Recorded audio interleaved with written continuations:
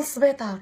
الدريه وهي تحل عينيها قلبها الطبيب قال لها ما عندها حتى شي حاجه، يمكن لك كنطالع لها الطونسيون ولا نزل لها الطونسيون. المهم انا دابا قلبتها راه ما فيها والو والحمد لله على سلامتها. مشينا بحالاتنا والغد ليه نزلنا وغير وصلنا عاوتاني هي اللي غدا صايقاني وهي اللي غدا موصلاني تنتم. شويه تاني بدات كتغوت، ما كنشوف لا كعبه لا ناس، عينيا فيهم الضبابه كتغوت على باب جهدها. انا ما عرفتش شنو وقع، صافي قلت لها غنقطعو نشوف حالنا.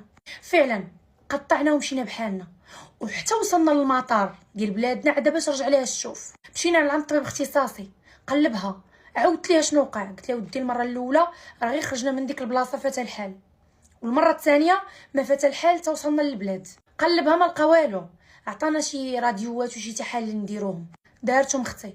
شافهم الطبيب قال لها انا كنتعجب في الحاله اللي طحتي فيها، ولكن يمكن لاعين من الصدمه ديال الوفاه ديال الام ديالكم تقدر تكون ما بانت عليك حتى لديك اللحظه. مشات ايام وجات ايام.